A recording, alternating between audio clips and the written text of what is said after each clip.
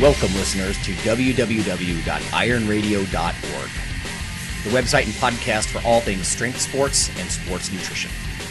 With your hosts, Lonnie Lowery. Remember, Phil is like a gnarled old oak tree held together with scar tissue and bone spurs. Rob Fortney. And I'm telling you, the pain that I would suffer was beyond excruciating. And Phil Stevens. Do it, Rob. You'll kill all those nerves. Thanks for listening. Welcome, Iron Radio listeners. This is Lonnie Lowery. I'm an exercise physiology and sports nutrition professor of about 17 years, and I'm a former competitive bodybuilder. Yeah, this is Phil Stevens, strength coach. I run Strength Field. Sorry, my voice is kind of messed up today. Powerlifter, Highland Games athlete, and just train amazing people. Nice. This is Dr. Mike T. Nelson. I'm the owner of Extreme Human Performance, faculty member at the Carrick Institute, and instructor now for Rocky Mountain University. And I am leaving South Padre, Texas today, and I'll hopefully be home by Tuesday night. That's going to be like a climate shock for you, my man. I know. I guess it's the snow melted, I guess, so that's a positive, I think. At least there won't be snow waiting for you, right? Yeah. Yeah, it could very well snow between now and then, so who knows? Okay, well, if you're going to stick around for the entire episode, everyone, we're going to talk about Phil's meet, how things went with him and his crew, the whole thing. So we'll get some follow-up on that. For now, we have a little bit of news and mail. Let's get to the news. Strength and muscle sport news. This week, there's some information from the Institute of Food Technologists, their IFT Wellness newsletter. I really want to turn people on to this. It's really good. I mean, there's a lot of stuff that comes out of IFT, as Dr. Nelson knows. It's sort of the engineering and chemistry of food that may not interest us as much, because it's not so much the nutrition, it's the product, appearance and texture and all that sort of thing. But their wellness newsletter is worth your time. It's very specific. So I'm just going to go down some of the highlights that I see here rather than do a deep dive. Here we go. FDA releases menu labeling draft guidance for industry. The U.S. Food and Drug Administration has released a draft guidance for industry for the menu labeling regulation that's coming up. It's actually, the compliance date is May 7th, 2018. So look for things in restaurants or the way I was reading this, almost any establishment with a roof has to have some of these, meet these regulations. So some of it is about calorie counts, and as I understand it, even in things that you might not expect calorie counts, like self-serve kinds of foods and whatnot.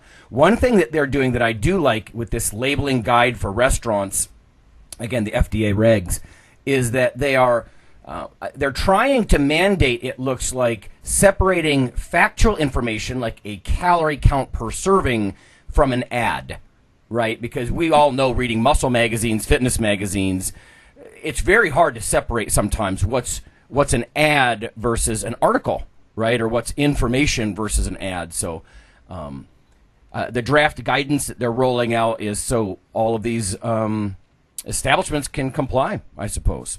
I mean, I don't want to live in a police state, right? But this could be helpful if they do it right, and I'm curious to see how they roll this out. So it won't be till next, May, you might start to see some of these different bits of information, regulations start to appear when you walk into a restaurant. So Lonnie, is that supposed to be just kind of providing more information from a pure labeling information type thing and not necessarily changing or controlling anything, correct? Yeah, I just think they're trying to almost like take the concept of a nutrition facts label and take it into somewhere, broader, that where you can't easily look at the prepackaged item and look at a label, right? You're just, I don't know how, there's various methods, I guess, for providing or disclosing the information. It talks about pizza in this article. Like I said, distinguishing between what menus are and marketing materials are. how they can comply and be enforced, all that stuff. So I guess for our listeners, the most interesting thing is you might start to see calorie counts and whatnot pop up in places. To my understanding, anything from a Circle K to a Bob Evans, I don't know, to a Chinese buffet. But we'll have to see how this rolls out. And of course, a lot of our listeners, I know Phil would probably do this, is use this in reverse and look for the highest calorie count things imaginable, right? So we'll see. Again, there's a link on this IFT Wellness newsletter. It's called Draft Guidance for Industry, if you really want to dig. Nice. Next up, and again, I'm just going to read a couple of these. Mindful Choices tops Innova's 2018 trends list. As far as marketing goes, this is what Americans are after, and you might be able to compare this to yourselves, listeners, or co-hosts. It says, number one, mindful choices. Basically, people in the U.S. and in Britain, let's see, and I believe Germany, 7 out of 10 want to know and understand what the hell the ingredients mean, right? So it doesn't say it that way.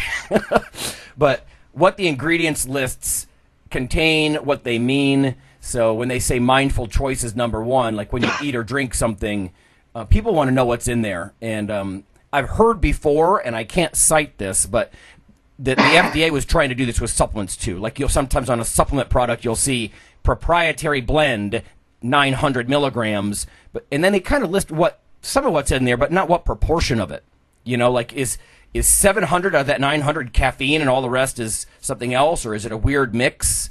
So I think people are really looking to understand, right, what's on the ingredients list. And that really echoes something I do in the classroom. We do a protein bar, taste test and analysis, and we dig into the ingredients list, and we talk about things like nitrogen spiking, falsely elevating the protein grams with just a single amino acid or something like that.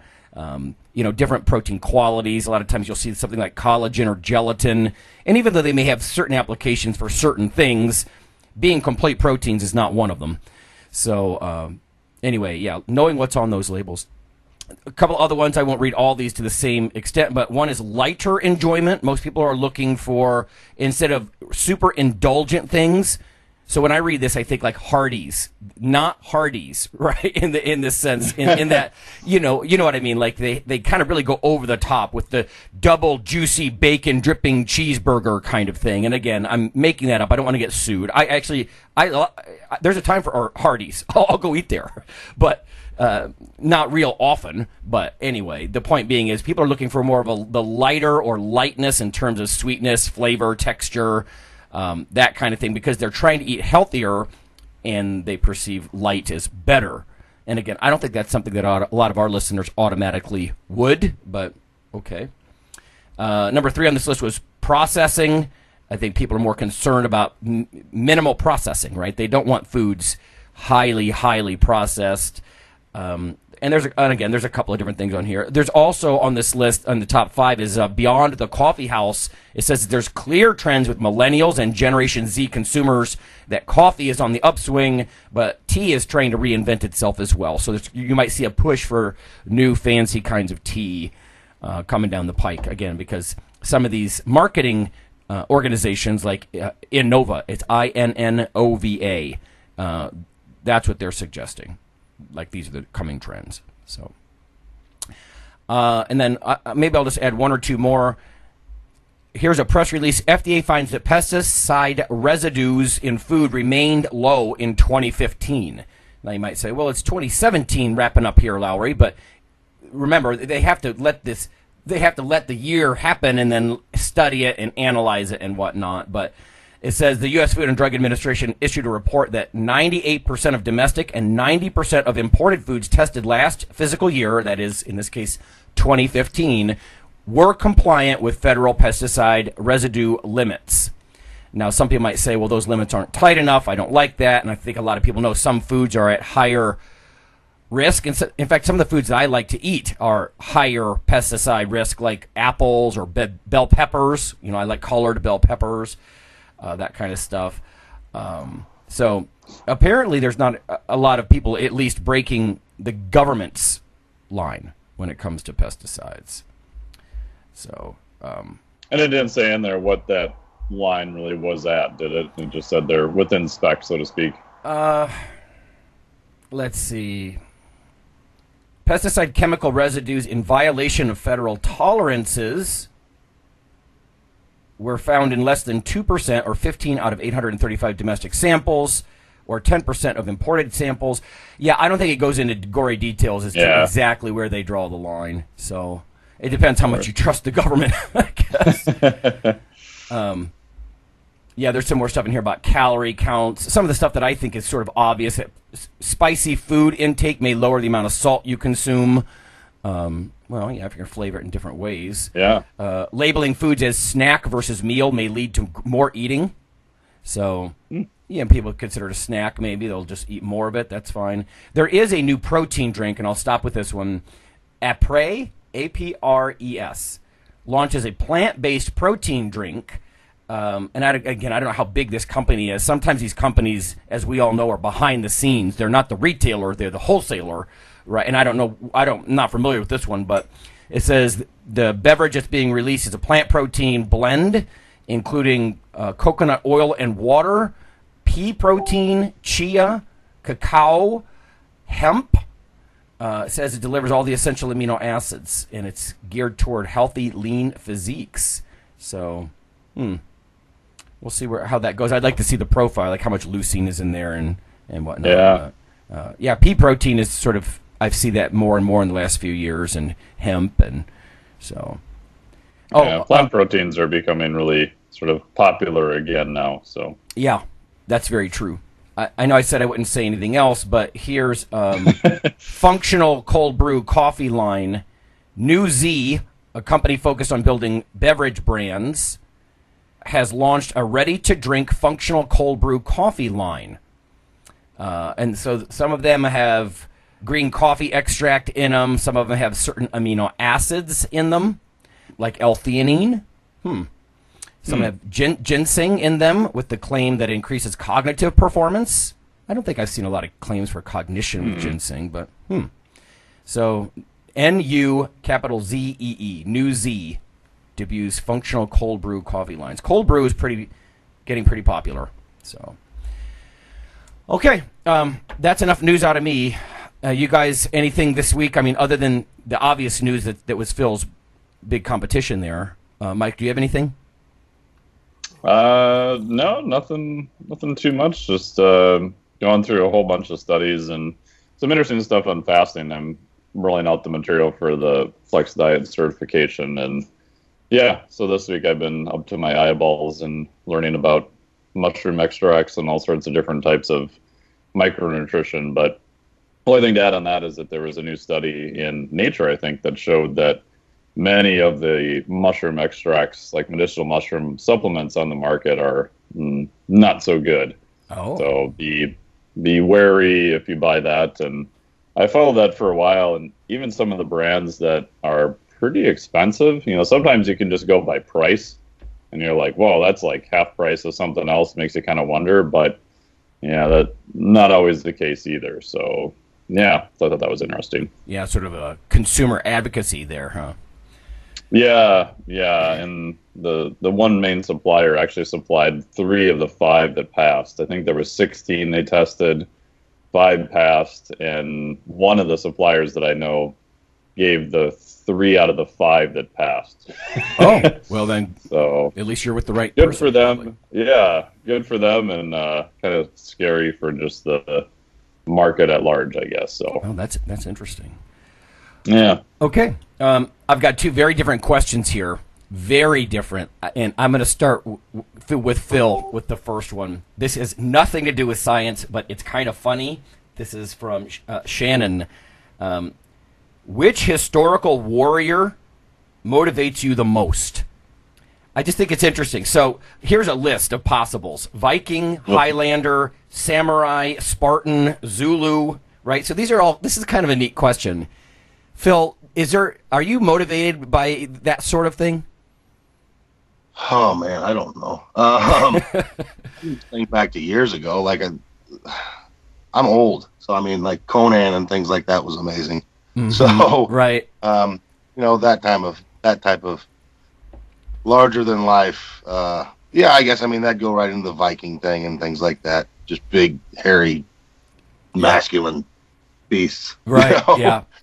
So, no, that like the samurai and stuff like that, which you think of as more, sleek and quick.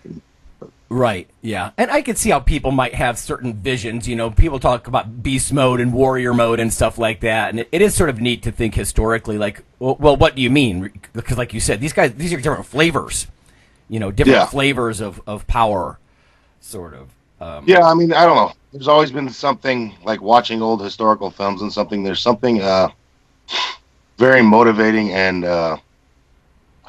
respectable about, like, the way war was done back in the age of the knights. Like, it was literally, okay, I got a sword, you got a sword, let's do this. Personal. Until it was done. It was like, that's, we'd probably have a few less problems if that was still how it was. That's a good point. You'd be hesitant if it was up close and personal like that, Yeah, or like gladiator style stuff. Okay, you got a problem? Get in there. You are going at it. Yeah. Yeah. If you're really pissed off about this, let's see what you can do. I kind of no like keyboards involved. What's that? I said no keyboards involved. So you can't text each other messages. Yeah. Yeah.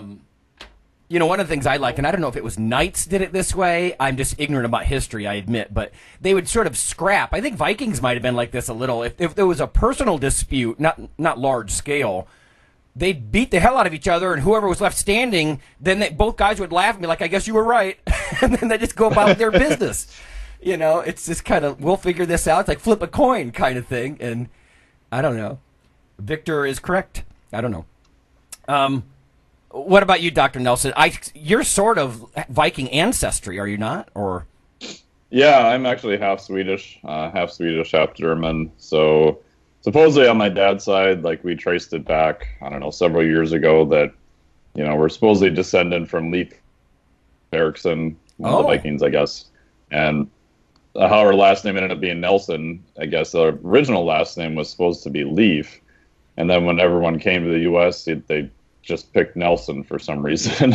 Nobody knows why. So, what about motivation-wise? I mean, is that the kind of group? I think it's probably natural to think if you've got the genes in that group, you might identify with them. I don't know. Yeah, I think so. I mean, especially in Minnesota, living in the winter, and I do think more about being in areas that are less tolerable, I guess, especially in a society where everything is trying to go the opposite direction. Just training when it's cold outside, or going for walks when it's 10 below, and I think there is something to doing those kind of things that sort of quote back in the day were just life, right? Now that have been kind of removed from it. So I think from a preparation standpoint, it is helpful. The more things you can practice under, I think you're going to be better off overall. Assuming you don't go from one extreme to the next. Everybody wants to go, I don't train outside when it's cold, so I'm going to go outside when it's 10 below now. Like, well, that's just kind of stupid if you haven't done that before. But probably more along those lines. It's funny when you travel. You mentioned like up north, like having been in Norway and Finland. It's no surprise seeing the fjords up there that people went. Like when I taught at Winona, boy, those bluffs along the Mississippi up there, they look very similar to me in a lot of ways. And obviously the cold, and meanwhile, having been in Spain, right, then you can see why a lot of those people in that dry, sort of arid, warmer climate, they liked Southern California because it looks so similar. So the people who came to the U.S., they kind of chose landscapes that made them feel at home, I think, and so. Yeah, that always amazed me when I was at Michigan Tech, which was in the Upper Peninsula of Michigan. When I was doing my master's, that we'd have people from India and China and a fair amount of countries there that would come there for engineering. I just felt so bad for those people because they've never seen snow, they've never even been cold. They get off and they show up in this place that's like covered in snow like half of the time that they're there. That's just got to be a big kick to the nuts. Yeah. I'm actually torn. If I look at this little list here, Because Vikings are very cool. I can't say I personally identify. I'm like 5'9", you know. So for me, it'd probably be more like the Highlander thing as far as my background being Scottish and Irish and that sort of thing. But and honestly, sometimes I wonder when I hear about some of the certain polymorphisms that can happen, some of the genetic mutations about, like polycythemia, having too many red cells. And they have a lot of like a lineage back into people of Scottish, Irish, sort of Highlander ancestry. I wonder, was that a natural selection because people who could clot and not bleed out up on the Highlands fighting, actually survived to pass on their genes, I'm just speculation, but it's kind of fun to think about that stuff. But I also very much value a samurai. I mean, having practiced kendo, right, I like the way that those guys sort of, to Phil's point, maybe more refined or quick, but it's the way that they use discipline to develop their spirit. The whole idea, the reason the Japanese, one of the reasons I think that they revere the sword like they do is because it's a tool, right? It's not just to beat the hell out of someone. It's quite the opposite. It's a tool to use discipline and repetition to, again, develop your character. And so I like that a lot. So it's a little bit different. So I took a few too many materials classes, so those little programs that come on about how they make all the different types of swords from the Vikings to the different kendo type implements and the samurai, and I just find all that just fascinating about how much a long process it was and how much they long time ago got it down to a very, very intricate science that still holds up today. Right, yeah. The number of times they fold the steel, right? There's got to be that balance between flexibility and strength. If it's too strong, it might hold the sharpest edge, brittle. But it could be brittle, right? Yep. Yeah, and the shape of it, like it's gently curved, so by the time the tip of it contacts you, you've got a little bit more angular acceleration. Very clever. Yeah. Very clever. Anyway, I won't go on. Here's the last one, and Phil, we can ask you. The question isn't clear whether it's food or supplements, but it's pretty simple. This is from Jim. Do you guys take antioxidants for recovery? So, and again, supplements, foods. Do you turn an eye toward any of that sort of phytochemicals, vitamins, supplements, anything? Do you think antioxidants might interfere with recovery? I mean, this is a very small question that opens up a big box. I don't. No, I don't purposely take a bunch. I try and drink a lot of orange juice and lemonade and things like that. Yeah. No, I can't think of one. I've taken vitamin C in the past, but I don't now. I try and get it in food. I don't purposely take any antioxidants. Right. Do you try to eat lots of fruits and vegetables with that in mind? Is that fair? No. I just try to eat food. Okay. Yeah. I had read once that Dorian Yates was a big proponent of fairly high-dose vitamin C. I think you do have to be careful with vitamin C. You overdo it, and not only do you kind of waste it because your tissues are saturated probably around 200, 250 milligrams, at least tissues, but it can have pro-oxidant effects if you overdo it. But, Mike, I know you've probably read a few things about how antioxidants, whether it's antioxidants, vitamins, minerals, phytochemicals, whatever, obviously they're going to interact with your natural endogenous antioxidants like glutathione peroxidase or SOD, right? And, natural upreg of these cellular antioxidants happens with training anyway. But what are your thoughts on this? Can you actually blunt training adaptations with antioxidants? Are you ever sore enough or beat up enough that you would take them? How do you look at it? Yeah, I guess I would say in the past I've played around a lot with it, probably for quite a while. Yeah, some of the early data, like you mentioned on vitamin C, was done on animal models. It was pretty convincing. There is some human data now that is rather convincing, especially for hypertrophy. I think it goes back to what is your bigger paradigm? What are you trying to do? And I got this from Cal Dietz, University of Minnesota. Are you trying to prioritize the adaptation from exercise, or are you trying to prioritize performance? So if you're trying to prioritize performance, like an in-season athlete, maybe those types of things may help with recovery. So if you've got, you're traveling and you've got a game every couple days, you got to be able to perform again at the next one. Maybe that helps with recovery. If it's off season and you're have a fair amount of time, maybe you don't want anything to kind of screw with that process. You just kind of want to take a little bit of a dip in recovery and then be okay with it. I don't use much vitamin C anymore. I guess I view it now as, how much micronutrition and variety of micronutrition can I cram in? There's not really any data that I've seen on, as much as I hate the word natural sources, I'm doing my little air quotes here, but, citrus, vegetables, things like that. About maybe 4 years ago, I started making like a veggie shake. I just cram a bunch of veggies into a blender, blend that up, and berries and whatever I can find. And I found that my recovery was a lot better, and my joint pain and just kind of the niggly issues went away within just like a couple weeks. So I think there is some benefit to that from a health standpoint, which is going to help you overall.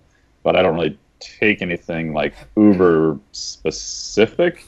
The only thing that I've taken recently for that is before I go anywhere like super sunny, I will take some astaxanthin, which is like the red carotenoid that's in crab and stuff like that.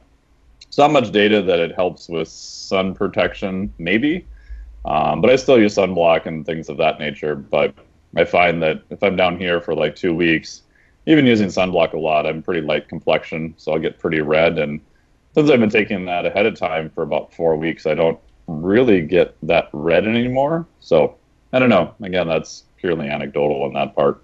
Right. Yeah. I mean, I suppose when I'm really beat up, I do have a bottles of C and E around, and I will take like a low dose C and E, just with the kind of idea that if I'm really rocked, I feel like it hastens the removal of my DOMS, right? The delayed onset kind of soreness. I am interested by certain. I mean, we got to think about. There's vitamins like C and E, probably the big boys there. Minerals like selenium still interest me in the way that they work. Magnesium. Yep. Selenium has a lot of good stuff about all manner of particular health treatment kinds of things. So I'm interested with that. You got to be careful with taking too much of a mineral like selenium, though. Usually, unless you do it in a supplement, it's not a problem with foods. Unless you get into a bunch of Brazil nuts, you can actually eat so many Brazil nuts that you get selenosis, which is bizarre. But and then the herbal approach to antioxidants too. Anything from pine bark to curcumin. You know what I mean? There's a lot of that kind of stuff going on too. So some of the tart cherry I mentioned last week.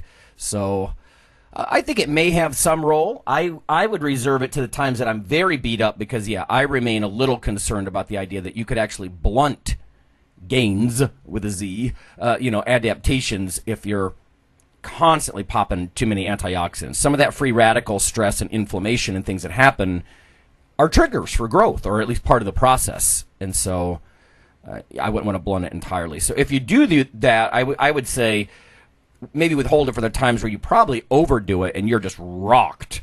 At least that's been my formulation to do this, And again, you've got your choices. Do you want to do it vitamins, certain minerals, like zinc, selenium kind of thing from the mineral side, or something herbal? So. Yeah, and I do take a multivitamin that's relatively high dose and split out over that. So any extra I get is in that, but not super high in C or E or anything.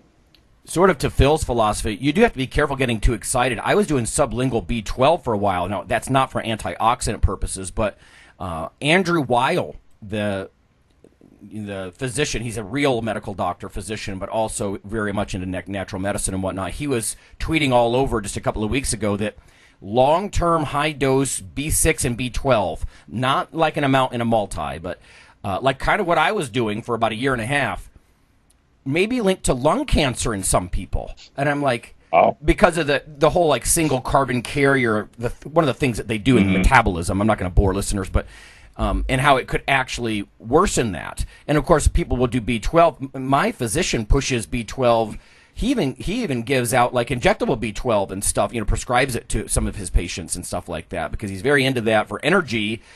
But I've never seen anything really convincing that B12 is going to do that. Anyway, I guess my point is whether it's overdoing antioxidants to the point of pro-oxidation or something else, yeah, I don't know. I tend to be a little conservative and not pop pills just cause. So.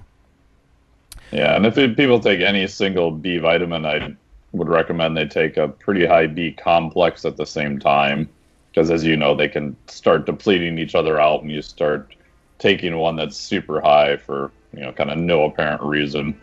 Right. Yeah, they tend to work together, and in the enrichment laws, you're actually not that likely to be, thiamine or riboflavin deficient or niacin, end up with like these weird diseases like pellagra and beriberi and stuff. It just doesn't happen that much, but yeah, because it kind of begs the question: is replacing a deficiency is one thing, but at least in the U.S. with enrichment laws, most people aren't clinically deficient in a lot of things, including B vitamins.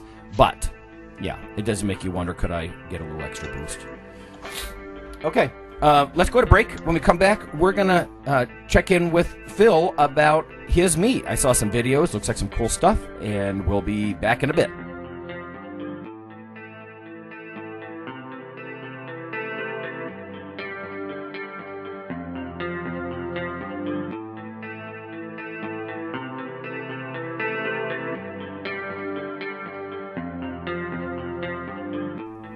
Hey listeners, this is Dr. Lonnie Lowry.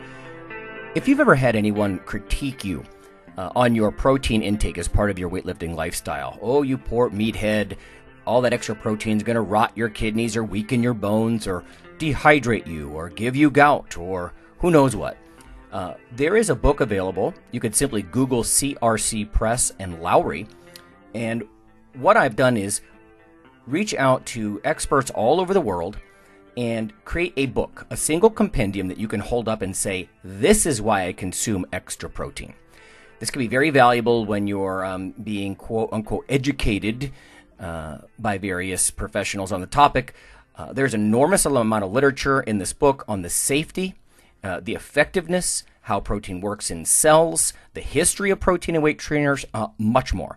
So again, please check out CRC Press and Protein and Lowry. You can just Google that, and I do, full disclosure, I do make a small single-digit royalty on the book, but that's not why I did it. I did it so we can all have something, our particular population, to both defend what we do and to inform our nutrition and our eating. Thanks.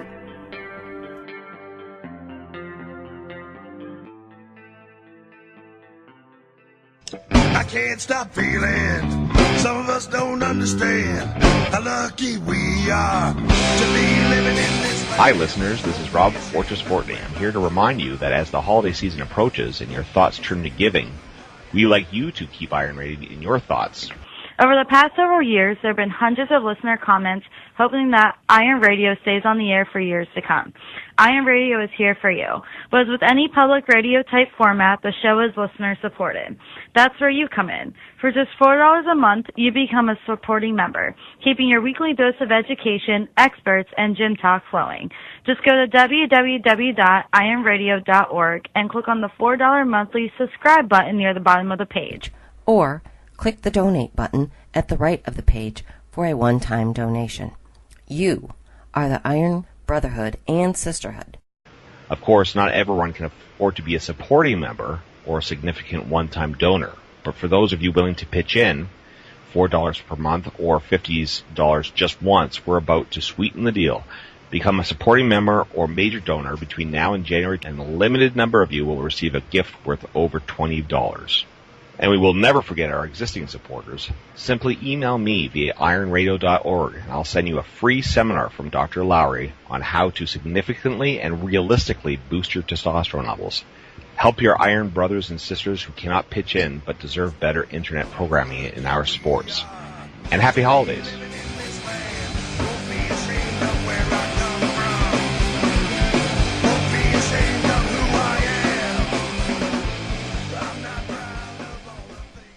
Iron Radio is, of course, primarily a podcast.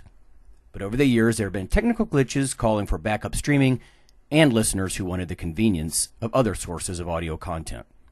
Toward this end, Iron Radio is now simulcast and backed up on YouTube.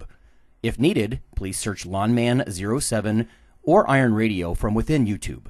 There's not much video, but if you like to listen through YouTube on a Roku or other living room device, there you go.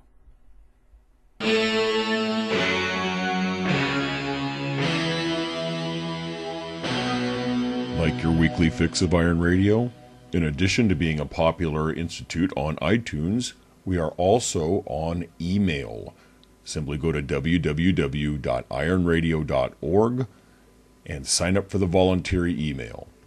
You'll get a once per week email, no more.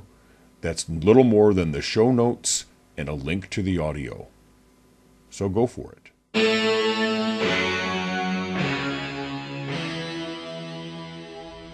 All right, everyone, we're back. It's Phil and Mike and Lonnie, and we're going to talk about Phil's meet. So, Phil, you just had a pretty high-level meet, and we had mentioned in weeks past there were some novice lifters mixed with the heavy-duty guys. What were the highlights, or what do you remember most?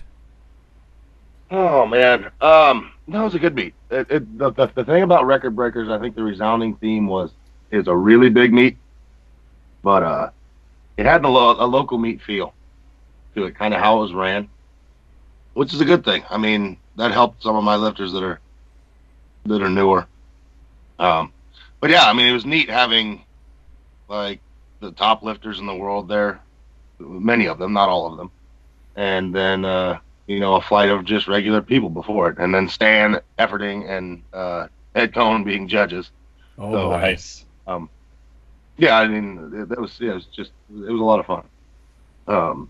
Jesse puts on a good environment there, and everybody is very gracious to help for the most part.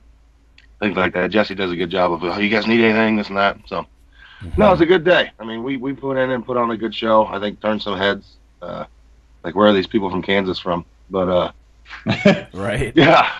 Oh, and then one thing that was it was neat, but kind of depressing at the same time was like, I had lots of people coming up to me as like, man, these other guys are cool, but I'm watching you because I'm like over 42 and I like watching what old guys can do. I was like, oh, so I'm an old guy now. Like, you're the best of the old. Go with it. So yeah.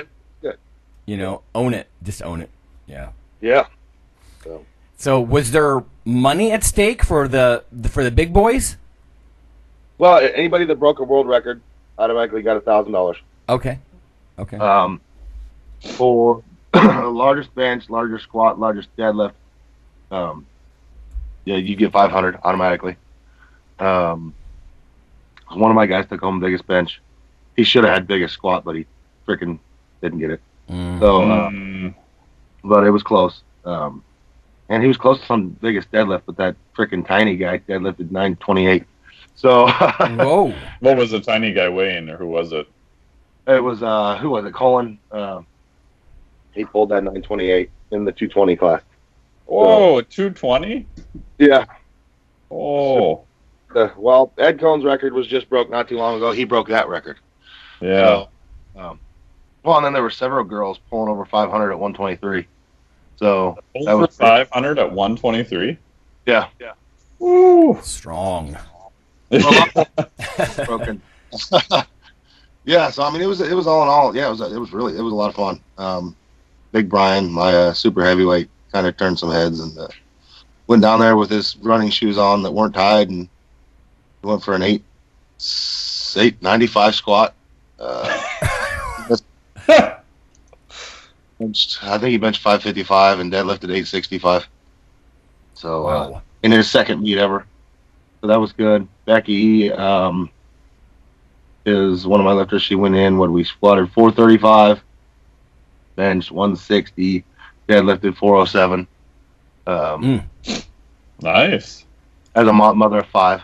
So now, she's the one I saw the video online. That was a huge PR for her, right? The 435, is that right? It was a 30-pound PR. Yeah. So, yeah. Sweet. I mean, we hit 405 in the last meet, so we hit 435. I think 405 is her opener now. So she's coming up. She got her elite total. She's not far from international elite. So we need to get her bench in line with her deadlift and squat. And then, geez, what else? Jen hit her first 300 squat, went crazy and smacked me, and I think hurt me. Delicate. You know, I messed up the squat. That was my fault. Basically, I was set up. I hit 605 for my opener. It was easy. I got on my toes a little bit and just told the guys, hey, don't take it. I got it. I knew I was out of groove a little bit. So I went for 655 for second and blew it up. It was as easy as it should have been. So I had no doubts the 705 was there. I went for that. And in all the excitement, I got set up, got my wraps on, got my belt on. Had some guy smack the hell out of me. Went up, got on the bar, picked it up, and then they're yelling at me, your singlet's down, your singlet's down. I forgot to put the straps up on my singlet. Oh. Back in the rack. I had to back out, you know, with my wraps on. Can't feel my legs. Pull my singlet up and then try and go back under it. And just, I was out of it. You know, that was, shit. I messed up. Yeah. Got out of the mindset and still about had it, but it was yeah, it just wasn't there. So, and then, so that forced me to go for a huge bench. I haven't benched 405 in quite a while since I messed up my shoulder. I was like, well, might as well try it. I botched my squat. Didn't get it. I think I was good for like 380. And then warming up for deadlifts, it felt like I had a rib out of place. It was really hurting on like 500 and 550. Went over and talked to Kelly Starrett, and he adjusted my back a little bit. Said my T-spine was out of place. Went, and that helped for my last warm-up. So I pulled 655, and that was easy. Played it conservative because of that and went like 685. Mm-hmm. And then pulled 705, and right about the knee, that rib popped, and it hurt like a son of a bitch. Oh. But I thought it was slower than it was because of that. But you watch the video, it's really easy. I made the lift. Oh, good. But yeah, I made the lift. It just feels like somebody like punched me there, so it's nothing bad. I'll be healed up from that. But I got red lighted on my first deadlift by Ed and Stan. They told me I dropped the bar. So from there on out, I really held the bar, like over-exaggerated how long I held it on the ground. Ed, being the too nice of a man he is, he's like, after the meet, apologizing to me. I was like, dude, it's not your fault. It was me that did it. No, you're just doing your job as a judge. He's like, I'm sorry I had to red light you. So... Well, he's being professional. He still did his job, right? It's not like he gave you white lights or something. So, yeah. So, no, I mean, I was impressed. It has me wanting to do some more. I think there were a lot of people that seemed. I had a lot of PTs coming up to me, like, "How the hell are you still doing this?" And let me see your leg. Yeah, like a specimen. Like, oh my God, let me look at that. Throw some peanuts at that guy there. That's terrible. Well, that's kind of what that. Like I said, I would say, own it, brother. Like, yeah, this is me now, and I'm gonna try to create some kind of new records, or set some kind of gold standard for what the older dudes with a bunch of metal in their hips can do. Exactly. I had no I was under no pretense that I was gonna go in there and like kill everybody. It was like, that's not happening. Yeah. So I was going to go in there and do, hopefully, what no one's ever done under my set of circumstances. And I think I did that. So, well, that's cool. So you walked away with what you wanted, pretty much. Yeah. I mean, the only thing I wish I would have done is put my straps on my singlet so I could have hit that 705. But yeah, that's my own fault, and hiccups happen. Basically, what I did was I did that meet back in March, weighing 40-some pounds lighter. I didn't get myself a new singlet, so that one was, like, very uncomfortable. Oh. So I'd do my lift, and I'd be like, get these freaking straps off me. And I forgot to put them up, Mm-hmm. So maybe that's the curse of, like, you can work with your crew and make sure everything's in place, but you're sort of being the coach. Like, somebody's got to help the coach. Hey, coach, you forgot your straps, Yeah. Kind of thing. So, yeah. But, no, it was a great meet. I mean, got to see a lot of people. I mean, there was a lot of who's there. Who were some of the big names that were there that listeners may recognize? Oh, well, Dan Green was walking around. His whole crew there was, he had several lifters lifting, mainly women, I think. Well, of course, Ed and Stan, and then Mark was there, and Jesse.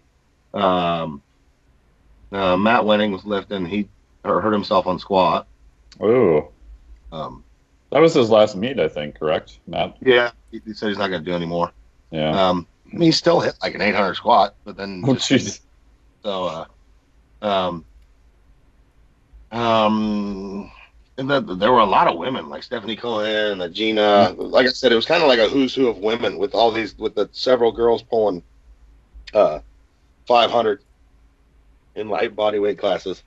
So there were more women's world records broken than there were anything else. But, what was Phil? What was the overall ratio? I mean, was it like half women or? No. So what it was is day one was heavyweight men, meaning anybody over 220. Day two was one flight of lightweight men, so under 220, and then 2 flights of women. So okay. Well, that's so total of 6 flights, 1/3 women, I guess. 6 flights, and I think it was, and 2 of those were women. So yeah, clearly a trend though, right? Compared to even 5 years ago, the number of women. Oh, yeah. And I would like to see the frickin' stream numbers, because I'm guessing. My guess was the stream was going to be more for the women. There'd probably be more watching. I think they draw more people to watch the sport. They have followers like crazy. You know, it's rare to see a dude that has like 20 million followers. And they have it. You know, they have so it was impressive. So yeah, I think part of that's the empowerment sort of thing. You know, like when you're talking about you get a woman who can open with 405. Fortress and I used to talk about that all the time. I mean, even in bigger, like gyms in cities and whatnot, not necessarily a power gym, but you can count on one hand the number of men who can legitimately squat 405, you know, in most gyms. Yeah. And then, so it's empowering to see a woman do that. You're like, wow, okay, you know. So, I don't know. This is kind of cool. Yep. How many people did you take all together? Did you take a big group? We had me,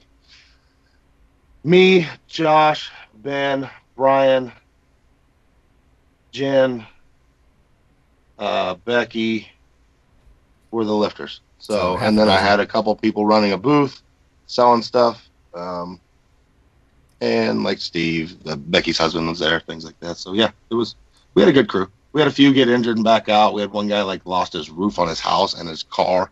So he's like, I don't have the money. So we had some of those things come up.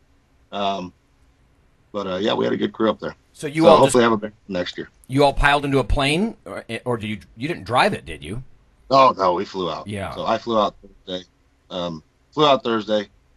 Weighed in Friday. I was like 2 pounds light, which is good, and went and ate lots of food. And I just hung out the whole day Friday, and then lifted Saturday, and then the ladies lift Sunday. So Sweet. Got to catch up with Mark and Jim over there. I did a podcast with them on Sunday for their PowerCast. Right, that's fun. At the meet, so that'll be fun when that comes out. That's something you did live there at the meet, I assume, then? Yeah, we were just kind of hiding behind the booths. So we were trying to find someplace that wasn't too freaking loud. And there weren't many, so he set it up behind the booths, and we did our best. No, it was neat. I got to catch up with a lot of people that I don't see often, but I deal with all the time.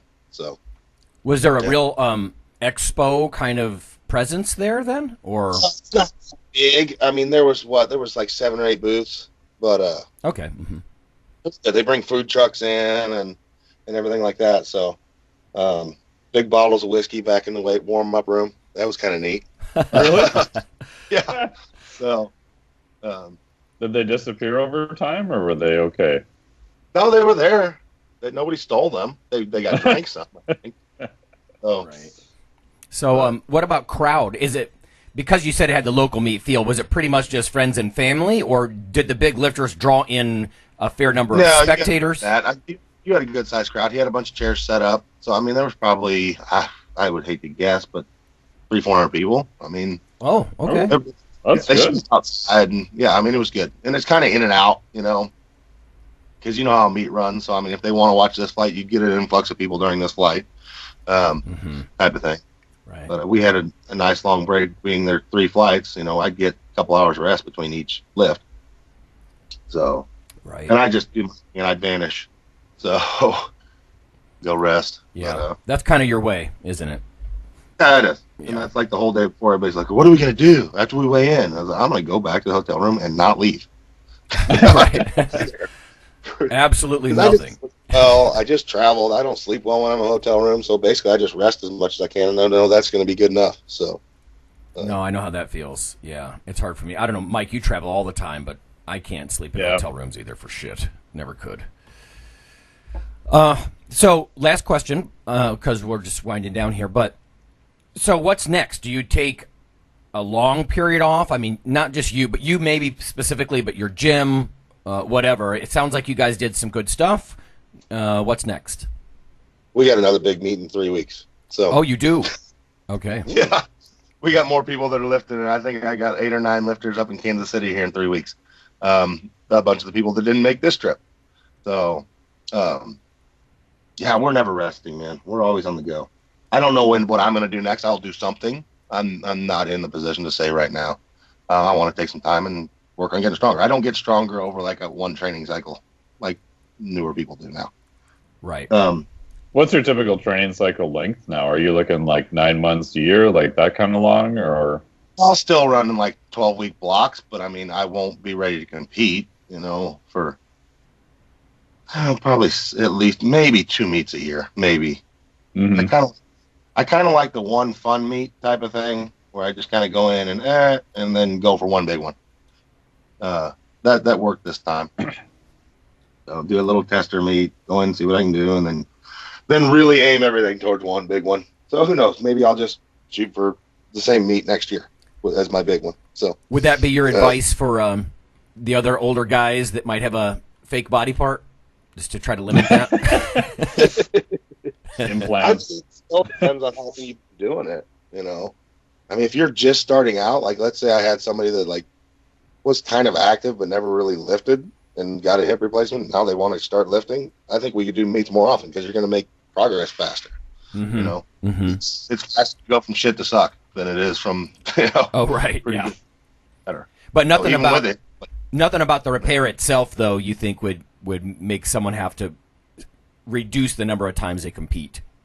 No, I don't think the competition is going to wear on at all. Yeah. I mean, the training would be a little different, but just because they have a hip replacement. But I mean, other than that, they're still going to the muscular system is going to just it's easier to go from a 315 squat to a 405 than it is from a 650 to a 750. Oh, for sure. Yeah. So that type of thing. Yeah. So it's not the hardware that's really the limitation so much. Just yeah. Just I'm old and I squat almost 700, so it takes me a little while to get to 750. Right. Yeah. Right. So, yeah. Okay. Oh well, good stuff. All right. Yeah. Awesome stuff. Oh, well, there's the news, a little bit of questions, both sciencey and silly, and some fun meat talk. We need some of that, right? So yeah, you leave Dr. Nelson and I at the helm for too long, and it's gonna be. You get last week. Yeah, you get nerd central. So. Okay. Yeah, no, like I said, I got a couple guests lined up. We're gonna have one in a second, and from being out at the meet. So I'll try and line up some more. So yeah, stories like that are fun. Yep. Yeah. So all right. Well, we'll see everybody next time. See you later. See you.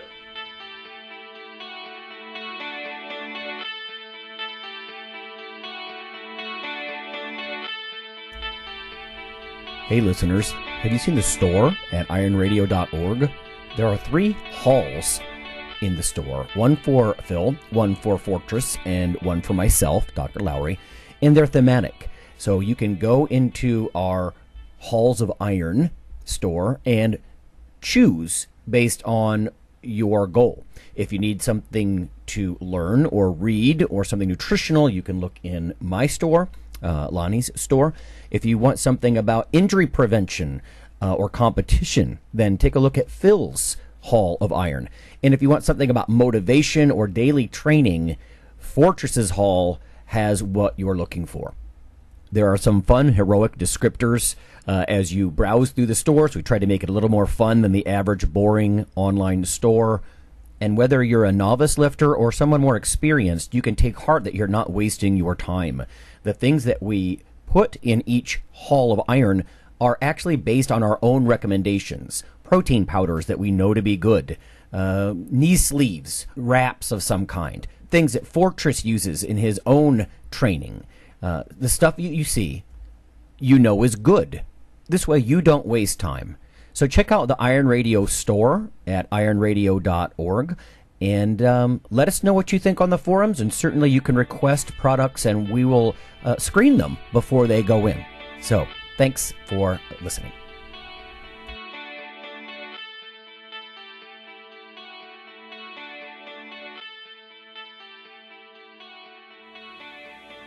Iron Radio is accepting donations. If you like what we do, the professors, the scientists, the bodybuilding show promoters, the athletes themselves in powerlifting and bodybuilding, please consider making a donation or maybe buying something from the ironradio.org store. We also are accepting supporting members. So for $4 a month, which is frankly less than the bank sneaks out of your account in fees, you can step up and support a form of sort of public radio for the bodybuilding and powerlifting and strength community. The Iron Radio podcast and all of the audio on ironradio.org is for informational purposes only. If you're interested in starting a diet or exercise program, it's important to check with your physician. Also seek the help of registered dietitians, athletic trainers, and qualified exercise physiologists in order to make the progress that you need.